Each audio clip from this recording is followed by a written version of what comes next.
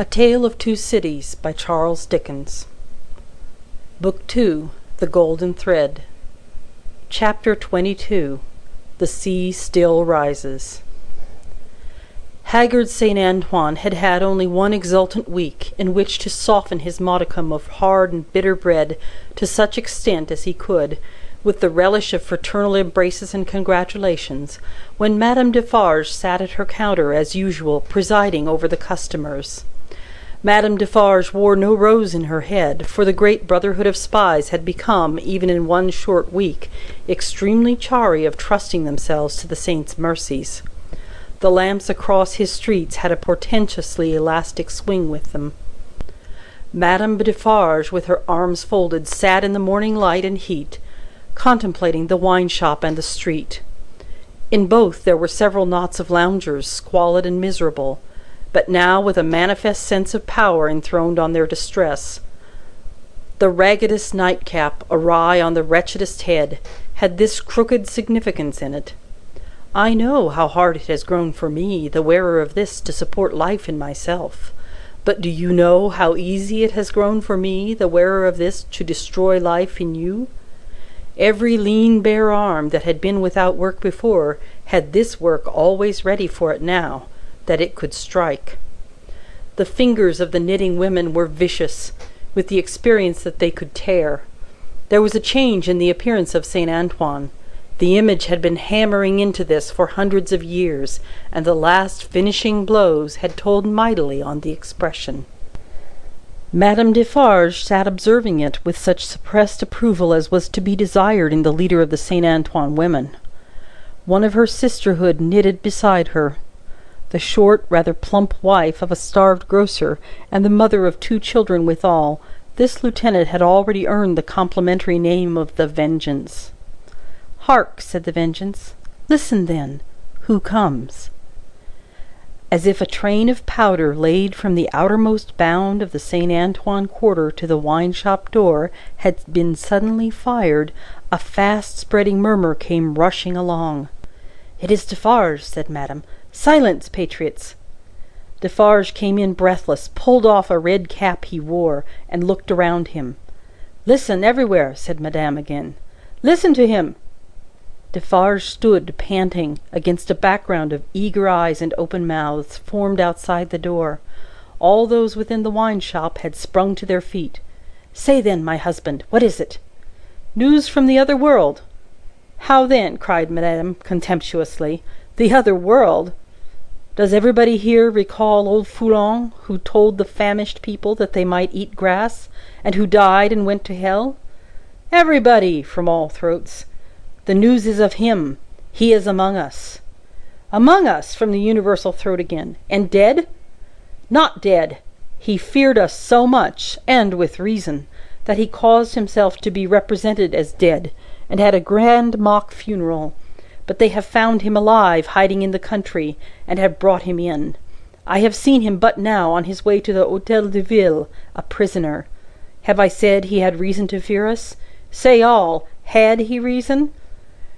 Wretched old sinner of more than 80 years and 10, if he had never known it yet, he would have known it in his heart of hearts if he could have heard the answering cry. A moment of profound silence followed. Defarge and his wife looked steadfastly at one another. The Vengeance stooped, and the jar of a drum was heard as she moved it at her feet behind the counter. "Patriots," said Defarge in a determined voice, "are we ready?" Instantly Madame Defarge's knife was in her girdle. The drum was beating in the streets, as if it and a drummer had flown together by magic, and the Vengeance, uttering terrific shrieks, and flinging her arms about her head like all the 40 Furies at once, was tearing from house to house, rousing the women. The men were terrible in the bloody-minded anger with which they looked from windows, caught up what arms they had, and came pouring down into the streets. But the women were a sight to chill the boldest. From such household occupations as their bare poverty yielded, from their children, from their aged and their sick crouching on the bare ground, famished and naked, they ran out with streaming hair, urging one another and themselves to madness with the wildest cries and actions. Villain Foulon taken, my sister. Old Foulon taken, my mother. Miscreant Foulon taken, my daughter. Then a score of others ran into the midst of these, beating their breasts, tearing their hair, and screaming, Foulon alive!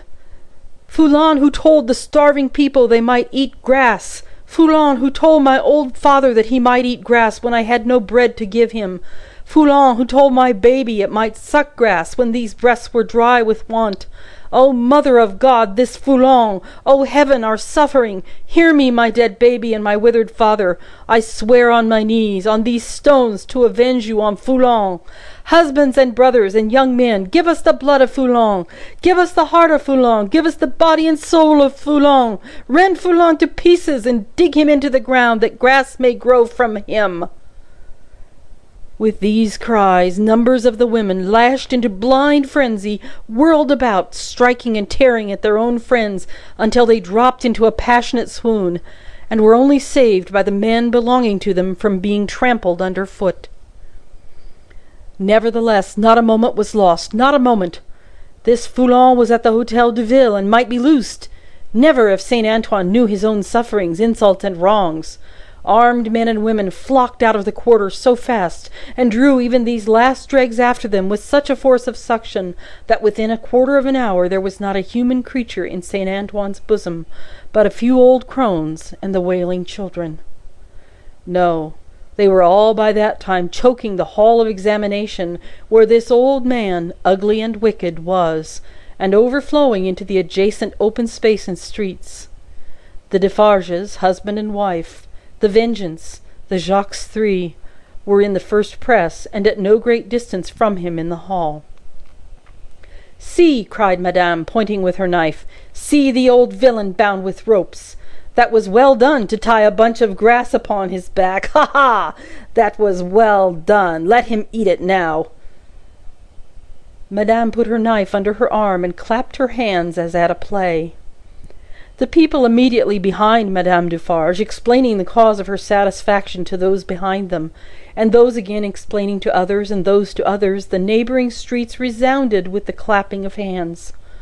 Similarly, during 2 or 3 hours of drawl, and the winnowing of many bushels of words, Madame Defarge's frequent expressions of impatience were taken up, with marvellous quickness, at a distance, the more readily because certain men who had by some wonderful exercise of agility climbed up the external architecture to look in from the windows, knew Madame Defarge well, and acted as a telegraph between her and the crowd outside the building.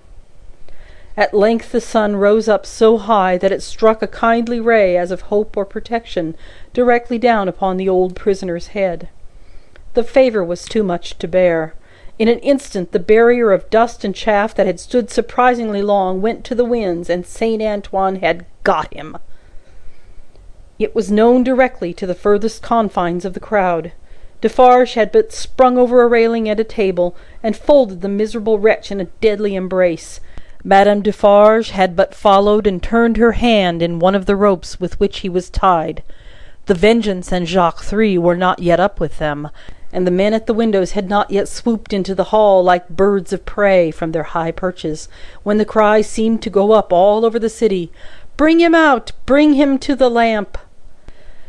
Down and up, and head foremost on the steps of the building, now on his knees, now on his feet, now on his back, dragged and struck at, and stifled by the bunches of grass and straw that were thrust into his face by hundreds of hands, torn, bruised, panting, bleeding, yet always entreating and beseeching for mercy, now full of vehement agony of action, with a small clear space about him as the people drew one another back that they might see, now a log of dead wood drawn through a forest of legs.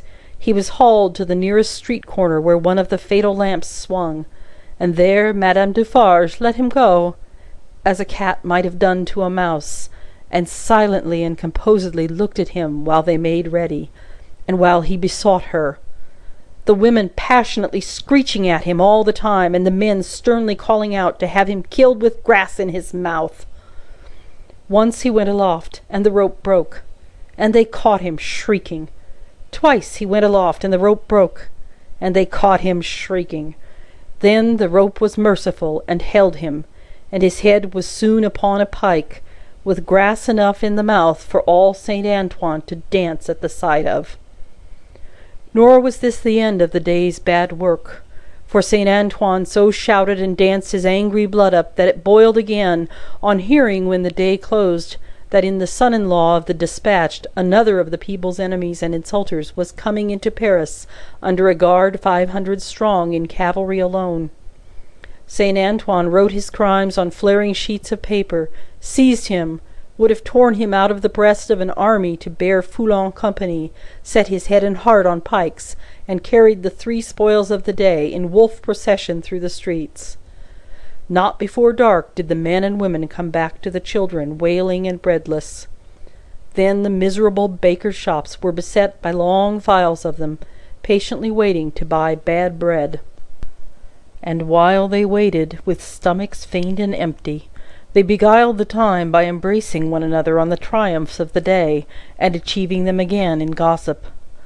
Gradually these strings of ragged people shortened and frayed away, and then poor lights began to shine in high windows, and slender fires were made in the streets, at which neighbours cooked in common, afterwards supping at their doors. Scanty and insufficient suppers those, and innocent of meat, as of most other sauce to wretched bread. Yet human fellowship infused some nourishment into the flinty viands, and struck some sparks of cheerfulness out of them. Fathers and mothers who had had their full share in the worst of the day played gently with their meagre children, and lovers, with such a world around them and before them, loved and hoped. It was almost morning when Defarge's wine-shop parted with its last knot of customers, and Monsieur Defarge said to Madame his wife in husky tones while fastening the door, "At last it has come, my dear." "Eh, well," returned Madame, "almost." St. Antoine slept, the Defarges slept, even the Vengeance slept with her starved grocer, and the drum was at rest. The drum's was the only voice in St. Antoine that blood and hurry had not changed. The Vengeance, as custodian of the drum, could have wakened him up and had the same speech out of him as before the Bastille fell, or old Foulon was seized. Not so with the hoarse tones of the men and women in St. Antoine's bosom. End of chapter 22.